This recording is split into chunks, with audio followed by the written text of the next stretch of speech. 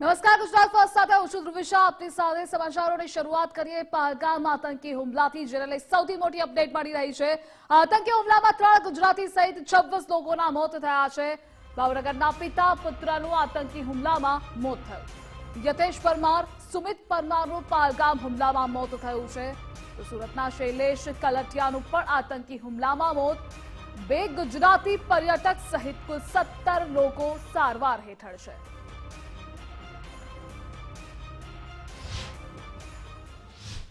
ભાવનગરના પિતા પુત્રનું આતંકી હુમલામાં મોત થયું છે। યતેશ પરમાર અને સુમિત પરમારનું પહલગામ હુમલામાં મોત થયું છે। ગુજરાત ફર્સ્ટની ટીમ બાબરા કરમાય પરિવાર પાસે પણ પહોંચી હતી। તો ગઈકાલે જમ્મુ કાશ્મીરમાં જે સૌથી મોટો આતંકી હુમલો થયો, જેમાં 3 ગુજરાતી સહિત 26 લોકોના મોત થયા છે।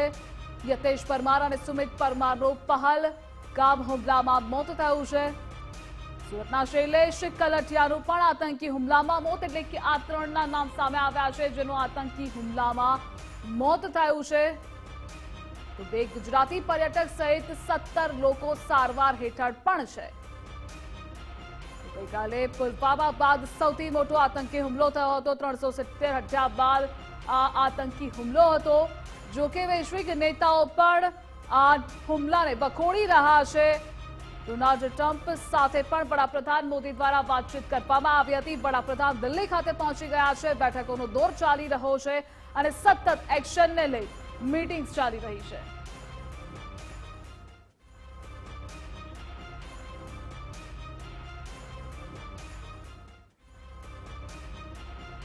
અને આજ બધે આપણી સાથે રક્ષા વિશેષજ્ઞ પીકે સહેગલ જોડાઈ ગયા છે। સર, ગુજરાત ફર્સ્ટમાં આપનું સ્વાગત છે। જે ગઈકાલે પુલવામા બાદ સૌથી મોટો આતંકી હુમલો થયો છે, સૌથી પહેલા તો આપની એમાં પ્રતિક્રિયા જોઈએ છે, કારણ કે ટીઆરએફએ તેની જવાબદારી પણ લઈ લીધી છે। देखो, ये पाकिस्तान ने बहुत बड़ी गलती की है। हिंदुस्तान की सॉवरेनिटी को, हिंदुस्तान की एकता को, हिंदुस्तान की अखंडता को के ऊपर हमला किया है। और हिंदुस्तान की जो सबसे बड़ी ताकत है डाइवर्सिटी, यूनिटी इन डाइवर्सिटी, उसके ऊपर हमला किया है। साफ तौर पे हिंदू और मुस्लिम्स को भड़काने की कोशिश की है अक्रॉस इंडिया। साथ ही साथ उन्होंने जम्मू कश्मीर की जो लाइफ लाइन है, टूरिज्म उनकी लाइफ लाइन है, जिससे उनकी क्वालिटी ऑफ लाइफ बहुत इम्प्रूव हो रही थी, उसके ऊपर हमला किया है। ये साफ तौर पे पाकिस्तान की आर्मी इसमें इन्वॉल्व है, पाकिस्तान की डिस्पेंसेशन इन्वॉल्व है, पाकिस्तान का ISI इन्वॉल्व है और टेररिस्ट इन्वॉल्व है। ये हमला बिल्कुल उसी माफिक प्लान किया गया और एग्जीक्यूट किया गया जैसे मुंबई के ऊपर हमला किया गया था। इसमें किसी को कोई शक नहीं होना चाहिए कि पाकिस्तान की सरकार भी इन्वॉल्व है, आर्मी, ISI और सारे के सारे टेररिस्ट ऑर्गेनाइजेशन। फिर पाकिस्तान ने बहुत बड़े फ़ायदा हमारी जो खामियां थी या कमज़ोरियां थी, उनका फ़ायदा उठाया। गलवान के बाद में हमारा सिक्योरिटी ग्रिड जो है जम्मू कश्मीर में कमज़ोर हो चुका है, क्योंकि हमने यूनिफॉर्म फोर्स को शिफ्ट कर दिया था और 3 साल तक फ़ौज में कोई भर्ती नहीं हुई थी, जिससे सिक्योरिटी कमज़ोर हो चुका है। बहुत बड़े पैमाने पर ये इंटेलिजेंस फेलियर भी हुआ है, क्योंकि ये जो इन्फिल्ट्रेशन करके आए हैं, ये कहाँ साउथ कश्मीर के कहाँ टूरिस्ट सेंटर में पहुँच गए, चाहे वो जम्मू के रास्ते से चाहे आए हो या रजौरी पुंछ के रास्ते से आए हो या गुरेज के रास्ते से आए हो, इतनी दूरी तक पहुँचे, किसी प्रकार के किसी को इंटेलिजेंस इनपुट नहीं आया। फिर हमारे जो सर्विलेंस में कमजोरी हैं, उसको एक्सप्लॉइट किया गया। बहुत बड़े पैमाने पर ऐसे टारगेट को हिट किया जिससे पूरी दुनिया जो है इसको कंडेम कर रही है। आपने इनोसेंट टूरिस्ट को हिट किया, ये सोचकर कि हिंदुस्तान में जो कश्मीर में उन्नति हो रही है, उसका बहुत बड़ा कारण है वहाँ पे बड़े पैमाने पर टूरिज्म उठ खड़ा हुआ है। जब तक हमने आर्टिकल 370 को एब्रोगेट नहीं किया था, 1 मिलियन भी टूरिस्ट नहीं आते थे। अभी 3 मिलियन से ज़्यादा क्रॉस कर चुके हैं टूरिस्ट हर साल। इससे पाकिस्तान ज़बरदस्त भुखला गया है। मुनीर खान ने, जो पाकिस्तान आर्मी चीफ है, कुछ दिन पहले ही एक बड़ी भड़काऊ भाषण दिया था, जिसमें साफ तौर पे इशारा किया था कि बड़ी कार्रवाई करने जा रहे हैं। इसमें पाकिस्तान की कॉम्प्लिसिटी तो साफ तौर पे नजर आती है। अभी हिंदुस्तान के पास अनेकों ऑप्शंस हैं और मुझे पक्का यकीन है कि हिंदुस्तान उन ऑप्शंस को एक्सरसाइज करेगा। बड़ा लाजमी है कि हमारा जो भी कार्रवाई की जाती है, ऑप्शन हैं, उसमें मिलिट्री ऑप्शन ज़रूर होनी चाहिए। पाकिस्तान के जितने भी टेररिस्ट ट्रेनिंग कैंप्स हैं, जितने भी लॉन्च पॉइंट्स हैं, उनके बारे में हमको हर प्रकार की इन्फॉर्मेशन है, जानकारी है, और हुक्म मिलने पर हम उनको बड़े पैमाने पर बर्बाद कर सकते हैं। बड़ा लाजमी है कि हमारा जो काउंटर एक्शन है स्विफ्ट होना चाहिए और प्यूरिटिव होना चाहिए। अगर हमने पाकिस्तान को समय दिया तो जो अपने लॉन्च पैड्स हैं और टेररिस्ट ट्रेनिंग कैंप है उनको रीलोकेट करेगा, जिससे हमको मुश्किल होगी उनको ढूंढने के लिए। ऐसे में बड़ा लाजमी, और हमारे पास अनेकों ऑप्शन अभी है जिससे हमको बॉर्डर को क्रॉस करने की आवश्यकता नहीं, बिना बॉर्डर क्रॉस किए हम हर प्रकार की कार्रवाई कर सकते हैं पाकिस्तान के खिलाफ। और बड़ा लाजमी है, फिर दुनिया के जितने भी लीडर्स हैं सारों के सारों ने हिंदुस्तान को सपोर्ट किया है और पाकिस्तान की इस एक्शन को ज़बरदस्त कंडेम किया है। साफ तौर पे पुतिन ने कहा है कि वो किसी प्रकार से इस माफी की टेरर एक्टिविटी को बर्दाश्त नहीं कर सकते और हिंदुस्तान को हर प्रकार का सपोर्ट करेंगे। प्रेसिडेंट ट्रंप ने भी प्राइम मिनिस्टर मोदी से बातचीत करके कहा कि यूएस जो है फॉर्मली हिंदुस्तान के साथ खड़ा है और जो भी आप एक्शन लेंगे हम उसको सपोर्ट करते हैं। इसराइल के प्राइम मिनिस्टर नेतन्याहू ने भी इसी माफी की बातचीत की है। स्टारमर जो ब्रिटिश प्राइम मिनिस्टर हैं उन्होंने भी इसी माफी की बात की है। एल्बरीज ने भी इसी माफी की बात की है। यूएन सिक्योरिटी काउंसिल के जो सेक्रेटरी जनरल हैं उन्होंने भी इसी माफी का कंडेमनेशन किया है। फिर जो यूरोपियन यूनियन की लीडर हैं जो ट्रेड डेलीगेशन को लेके आई थी 23 रिप्रेजेंटेटिव्स, उन्होंने भी कंडेम किया है। सिर्फ 3 देशों ने इसके बारे में अभी तक कोई भी कंडेमनेशन या कोई स्टेटमेंट इशू नहीं किया, वो पाकिस्तान, चाइना और कनाडा। लेकिन मुझे पक्का यकीन है कि इस माफी की कार्रवाई जो पाकिस्तान ने की है इनोसेंट टूरिस्ट के खिलाफ, इनोसेंट हिंदुओं के खिलाफ, उसको चाइना भी किसी प्रकार से सपोर्ट नहीं कर सकता, क्योंकि चाइना खुद भी एक्सपोज हो जाएगा बड़े पैमाने पर। ऐसे में मुझे पक्का यकीन है प्राइम मिनिस्टर ने अपनी विजिट जो है सऊदी अरेबिया में उसको कट शॉर्ट किया। सऊदी अरेबिया के प्रिंस सलमान ने बड़ी स्टेटमेंट इशू की है जिसमें उन्होंने साफ तौर पर कहा है कि ये पाकिस्तान की एक्टिविटी को हम किसी प्रकार से एक्सेप्ट नहीं कर सकते।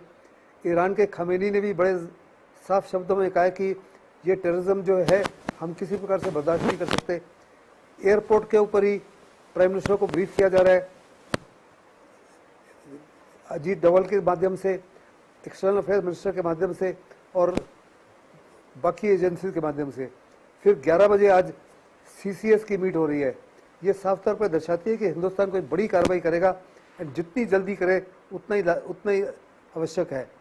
पाकिस्तान को सबक सिखाने की आवश्यकता है और उसमें हमारी पॉलिसी में कंसिस्टेंसी होनी चाहिए। बार बार पाकिस्तान इस माफी की हरकतें करता है और जब जब हरकत करता है, चाहे छोटी हरकत हो या बड़ी हरकत हो, हमारी तरफ से कड़ा जवाब होना चाहिए ताकि पाकिस्तान की हिम्मत ही ना हो आइंदा इस माफी की कार्रवाई करने की। और जहाँ तक टूरिज्म का ताल्लुक है, इन दी शॉर्ट टर्म तो कुछ नुकसान होगा। टूरिस्ट घबरा गए। जहाँ तक पहलगाम के होटल्स वगैरह थे सारे खाली हो गए, वहाँ पे एक किस्म से कंप्लीट एयरी साइलेंस है, वहाँ से पर्यटक जो है निकल चुके हैं। इसी माफिक गुलबर्ग वगैरह जो है वहाँ से भी पर्यटक निकल जाएंगे। लेकिन वास्तव में हिंदुस्तानियों को साफ तौर पर मैसेज देना चाहिए कि हम किसी प्रकार से डरपोक नहीं है। हम इससे भी बड़े पैमाने पर वहाँ पे टूरिस्ट आएंगे और बड़े पैमाने पर पाकिस्तान का हर प्रकार से मुकाबला करेंगे।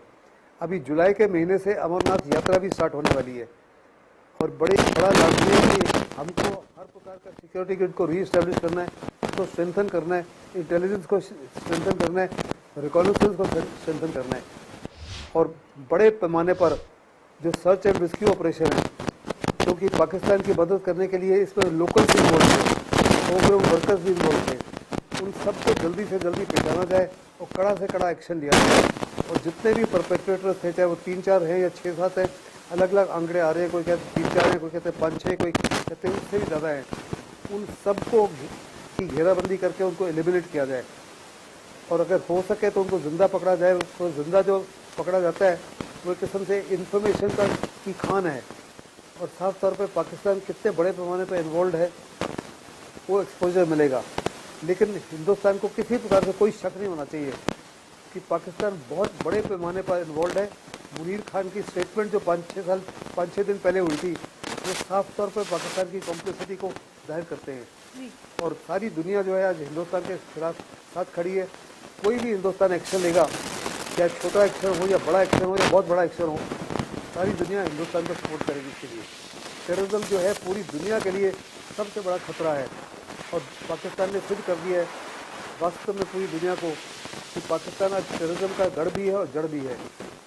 जहाँ तक अमेरिका का ताल्लुक है, बड़े पैमाने पर अमेरिका जो है सबसे पहले उनके पास तकरीबन 80 F-16 हवाई जहाज हैं।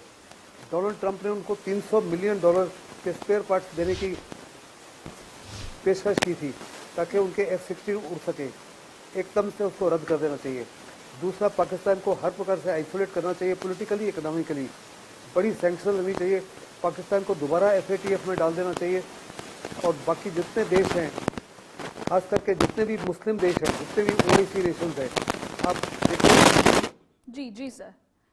जी સર, જોડાવા બદલ આભાર આપનો। તો સૌથી મોટો આતંકીય હુમલો થયો છે અને તેની પડે અપડેટ અમે આપના સુધી પહોંચાડી રહ્યા છીએ। હાલમાં જે અપડેટ મળી રહી છે, 3 ગુજરાતીના પણ મોત થયા છે। ભાવનગરના પિતા પુત્રનું આ આતંકી હુમલામાં મોત થયું છે। યતેશ પરમાર, સુમિત પરમારનું પહલગામ હુમલામાં મોત થયું છે। જો કે આપને એ પણ જણાવી દઈએ કે વડાપ્રધાન દિલ્હી પહોંચી ગયા છે। બેઠકોનો દોર ચાલી રહ્યો છે। થોડી જ વારમાં CCSC બેઠક થશે, તો NSG સાથે પણ વાતચીત થઈ રહી છે। NIA ની ટીમ પણ પહોંચી ચૂકી છે।